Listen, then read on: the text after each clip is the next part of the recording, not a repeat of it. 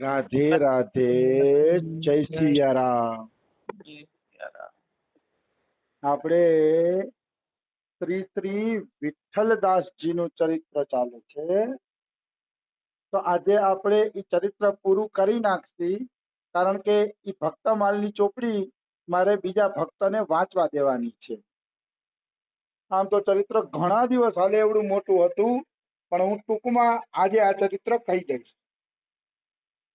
બે ચતુર્વેદી બ્રાહ્મણો હતા, અને ઈ બ્રાહ્મણો ઉદયપુરના રાણાના કુલપુરોહિત હતા.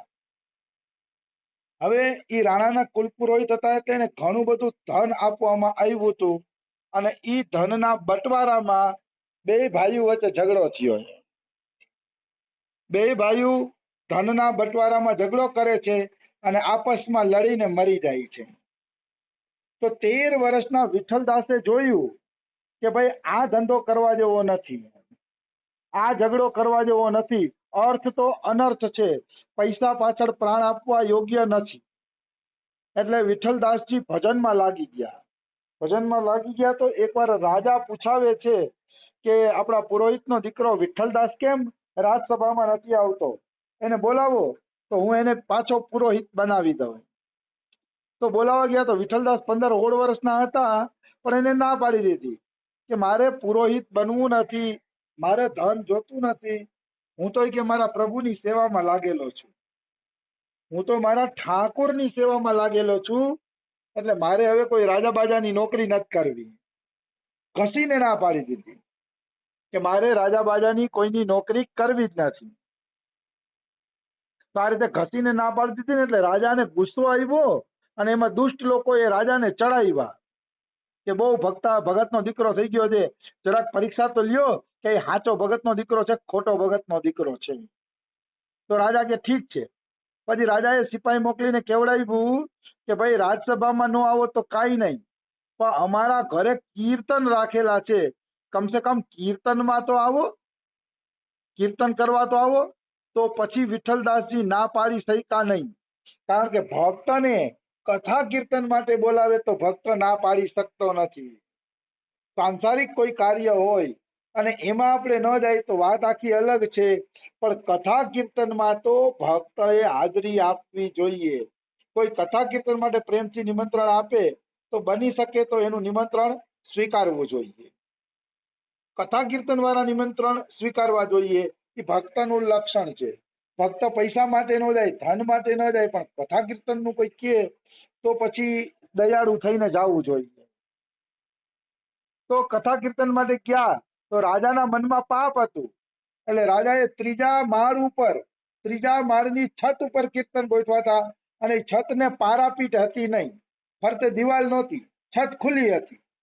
રાજા જોવા માંગતો હતો કે જો આને સાચો ભાવ આવતો હશે તો છતમાંથી નીચે પડી જશે, અને ખોટો ભાવ આવતો હશે તો છતમાંથી નીચે નહીં પડે. આવી રાજાને પરીક્ષા લેવાની ગણતરી હતી. એટલે રાજાએ પારાપીઠની છત વગર ઉપર જે હતું ત્યાં કીર્તન ગોઠવા. હવે ભાઈ આ તો સાચા હતા વિઠ્ઠલદાસજી. વિઠ્ઠલદાસજીના મનમાં કોઈ કપટ હતું નહીં. વિઠ્ઠલદાસજી એક પહોંચેલા સિદ્ધ મહાપુરુષ હતા, એને હાચુકા ભાવ આવી ગયો. અને હાચુકા ભાવ આવી ગયો એટલે એવા નાચવા માંડ્યા ને કે 3જા માળની છત ઉપરથી પડી ગયા. એને કઈ ભાન જ નહોતું, 3જા માળની છત ઉપરથી પડી ગયા નીચે. પછી શું થયું, પછી રાજા ડરી ગયો કે અરે આ તો સાચા ભક્તની કસોટી લેવાઈ ગઈ, આ તો સાચા ભક્તની કસોટી લેવાઈ ગઈ. રાજાને ડર લાગ્યો. પછી દુષ્ટ લોકોને રાજા ક્રોધ ભરી નજરથી જોવે છે કે દુષ્ટો, તમારા કારણે જ આ બધું થયું. તો દુષ્ટને ક્રોધ ભરી નજરથી જોવે છે તો દુષ્ટો ભાગી જાય છે. એને ખબર પડી ગઈ કે આપણી પોલ છતી થઈ ગઈ છે, ઓલો ભગત તો સાચો નીકળો. એટલે દુષ્ટ લોકો ભાગી ગયા. દુષ્ટ લોકો ભાગ્યા એટલે રાજાજી પછી વિઠ્ઠલદાસજીના ઘરે ગયા. વિઠ્ઠલદાસજીના ઘરે જઈ અને વિઠ્ઠલદાસની માફી માંગે છે, પણ વિઠ્ઠલદાસજી તો મૂર્છિત હતા. મૂર્છિત એટલે ભાવની અવસ્થામાં મૂર્છિત હતા. એને ભગવાનની કૃપાથી ક્યાંય લાગ્યું નહોતું, જરા પણ ખરોચ આવી નહોતી ભગવાનની કૃપાથી, પણ કીર્તનનો જે ભાવ હતો એ ભાવની એને મૂર્છા હતી, અને એ મૂર્છા 3 દિવસ રહી. તો રાજાને એમ હતું કે આને લાગી ગયું છે, એટલે બેભાન થઈ ગયા છે. એટલે રાજાએ એની માને ખૂબ ધન આપ્યું. એની માને કીધું કે હું તમને આ ધન આપું છું, તમારા દીકરાને કાંઈ થઈ જશે ને તો તમારી 2-3 પેઢી ખાશે ને તો ખૂટે નહીં એટલું ધન હું તમને આપું છું. અને એટલું ધન રાજાજીએ આપી પણ દીધું.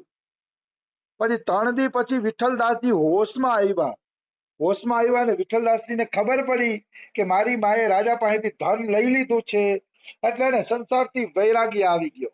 ભક્તિ તો કરતા જ હતા, પિતાજી લડાઈમાં મરી ગયા હતા ધન પાછળ, એટલે વૈરાગ્ય તો હતો જ. પણ માતાએ પૈસા લીધા છે એ જાણીને અતિ વૈરાગ્ય આવ્યો કે ધિકાર છે આવા જીવનને, કે માતા દીકરો મરવા પડ્યો છે અને માતાએ પૈસા લઈ લીધા છે, કે દીકરાના પ્રાણ સંકટમાં છે અને માતાએ પૈસા લઈ લીધા. એટલે બહુ જ પશ્ચાતાપ થયો અને વૈરાગ્ય લાગ્યો. એટલે ઘર છોડી નીકળી પડ્યા, ઘર જ છોડી દીધું એમ. પછી એ ક્યાં આવ્યા? છઠ્ઠીકરા ગામ છે, વૃંદાવન થી લગભગ 10 કિલોમીટર દૂર, 10 કે 8-10 કિલોમીટર હશે. છઠ્ઠીકરા, જ્યાં કાનુડાની છઠ્ઠી કરવામાં આવી હતી, એ છઠ્ઠીકરામાં ગરુડ ગોવિંદ દેવજીનું મંદિર છે. એની પણ હું કથા કહી દઉં. ગરુડ ગોવિંદ દેવજીની એકવાર અગાસુર બકાસુરને કૃષ્ણએ માર્યા. એટલે ગોવાળિયા કહે છે કે યાર આપણો કૃષ્ણ તો નારાયણ છે હોય કે. બોલો કે હોય કાંઈ? તો કે હા, કેવડા મોટા રાક્ષસોને મારી નાખ્યા કે અવશ્ય આપણો કાનુડો છે ને કે નારાયણ છે કે. તો કે પણ નારાયણ તો 4 હાથ છે કે, આપણા કાનુડાને તો 2 જ હાથ છે કે. તો કે ઈ વાત તારી સાચી કે નારાયણ તો ચતુર્ભુજ છે અને આપણો કાનુડો તો 2 હાથ વાળો છે. તો કે હાલો આપણે કાનુડાને પૂછીએ, આમાં કાનુડો જ કઈક સમાધાન દેશે કે વાસ્તવમાં ચક્કર શું છે. એટલે બધા કાનુડા પાસે ગયા અને કાનુડાને કીધું તું ચતુર્ભુજ હો ને તો અમને દર્શન દે કે અમારે જોવું છે કે તું નારાયણ છો કે વાસ્તવમાં તું કોણ છો કે તું અમને છે ને દર્શન દે. પછી સખાઓની ઈચ્છાના કારણે ભગવાન કૃષ્ણ ગરુડ ઉપર બેહીને ચતુર્ભુજ રૂપમાં દર્શન આપે છે. ત્યારથી છઠ્ઠીકરામાં ગરુડ ગોવિંદ મંદિરનું નામ પડ્યું, ગરુડ ગોવિંદ, કે ગરુડ ઉપર બેસીને ત્યાં એમને દર્શન આપ્યા. આવી વસ્તુ છે. તો મારો કહેવાનો ભાવ શું છે કે ગરુડ ગોવિંદના મંદિરમાં વિઠ્ઠલદાસજી સેવા પૂજામાં રહી ગયા. એટલે એને ત્યાંથી 1 પત્તલ ભોજન મળતું, 1 પત્તલ ભોજનમાંથી એનું ગુજરાન હાલતું. ખર્ચો કાંઈ હતો નહીં, પૈસાની એને કાંઈ જરૂર પડતી નહીં, પત્તલ મળી જતી એટલે પત્તલમાંથી ભોજન લઈ લેતા. હવે એની માં અને એ પત્ની ગોતતી આવે છે, શોધતી આવે છે છઠ્ઠીકરા, અને એ પતિ ભેગા જ રહેવા માંડે છે. તો વિઠ્ઠલદાસને ચિંતા થવા માંડી, કારણ કે પત્તલ એક જ મળતી હતી ને ખાવા વાળા 3 જણા થઈ ગયા, માં અને પત્ની વધી ગયા. હવે શું કરવું? પછી 3 જણા 1 પત્તલમાંથી જમતા, તો ઓછું જમવાના કારણે વિઠ્ઠલદાસજીને રોગ થઈ ગયો. ઓછું જમવાના કારણે વિઠ્ઠલદાસજીને રોગ થઈ ગયો. એટલે ઠાકોરજીએ સપનામાં કીધું તું મથુરા વયો જાય કે મથુરા જઈશ ને ત્યાં તારી વ્યવસ્થા થઈ જશે. વિઠ્ઠલદાસજી કે ઠીક. વિઠ્ઠલદાસજી મથુરા આવ્યા તો એના જે ચોબા પરિવારના હતા, જે ચોબા બ્રાહ્મણો હતા મથુરાના, એ બધા ભાંગ પીવાના રવાડે ચડી ગયા હતા. એ બધા લોકો ભાંગ પીતા હતા. એટલે વિઠ્ઠલદાસને એમ થયું કે ભાઈ ચોબા પરિવારમાં તો મકાન નથી રાખવું, કારણ કે આ તો બધા ભાંગ પીવા માંડ્યા છે, કોઈ ભગતના ઘરે ઉતારો લેવો છે. તો ત્યાં એક સુથાર હતો, એ સુથારના ઘરે એને ઉતારો લીધો. સુથાર ભગત હતો અને ભાવવાળો જીવ હતો, એટલે એના ઘરે ઉતારો લીધો. પછી સુથારના ઘરે ઉતારો લઈને ભજન કરવા માંડ્યા. તો ભજન કરવા માંડ્યા ને તો આની વિઠ્ઠલદાસની ધર્મપત્ની છે ને, એને 8 મહિનાનું બાળક હતું પેટમાં. એટલે વિઠ્ઠલદાસજીએ ઓલા હુથારને કીધું કે તારા ઘરમાં આપણે 2 ભાગ પાડી નાખી, દિવાલ બનાવી લે, એટલે મારી પત્ની એકાંતમાં રહી શકે, એને બાળક જન્મવાનું છે. તો કે વાત બિલકુલ સાચી છે તમારી, કે એવું જ કરીએ. એટલે હુથારના ઘરમાં ખોદકામ કર્યું. હુથારના ઘરમાં ખોદકામ કર્યું ને તો ખોદકામમાંથી સોનાનો ઘડો નીકળ્યો. સોનાનો ઘડો નીકળ્યો અને ઠાકોરજી નીકળ્યા, બે વસ્તુ નીકળી. સોનાનો ઘડો અને ઠાકોરજી બે વસ્તુ નીકળી. એટલે આ કહી દીધું કે ઠાકુર તમે રાખો ઈ કે, અને સોનું તમે રાખો. તો સુથાર કે નહીં, આ તમારા ભાગનું છે, તમે રાખો ઈ કે, મારે રાખવું નથી. આવી વસ્તુ છે. બે એકબીજાને દેવા માંડ્યા. તો ગામવાળા માણસો કહે છે કે તમે ચિંતા ન કરો, આ હોના સાથે ઠાકોરજી છે, અને જે ઠાકોરની સેવા પૂજા કરે ને ઈ રાખશે. જે ઠાકોરજીની સેવા પૂજા કરશે ઈ રાખશે, બીજો રાખશે નહીં. તો કે ઠીક, કઈ વાંધો નહીં. પછી શું થયું? ઠાકોરજીની સેવા પૂજા વિઠ્ઠલદાસે લઈ લીધી. વિઠ્ઠલદાસ કે હું ઠાકોરજીની સેવા પૂજા કરીશ. એટલે વિઠ્ઠલદાસજી ઠાકોરજીની સેવા પૂજામાં લાગી ગયા. અને હવે કાંઈ ધનની કમી નહોતી, ઓલો હોનાનો ઘડો નીકળ્યો એટલે સરસ રીતે એમની સેવા પૂજાને એવું હાલવા માંડ્યું વિઠ્ઠલદાસજી. આ રીતે વિઠ્ઠલદાસજી સેવા પૂજા કરવા માંડે છે ઠાકોરજીની, અને સરસ રીતે એનું ઘર પણ હાલવા માંડે છે. હવે બન્યું એવું કે વિઠ્ઠલદાસજીને એક દીકરાનો જન્મ થયો, અને એ દીકરાનું નામ પાડ્યું રંગીરાય. દીકરાનું નામ પાડવામાં આવ્યું રંગીરાય. એ રંગીરાય પણ એવો મોટો ભક્ત હતો કે 13-14 વર્ષનો થઈ ગયો તો સિદ્ધ થઈ ગયો.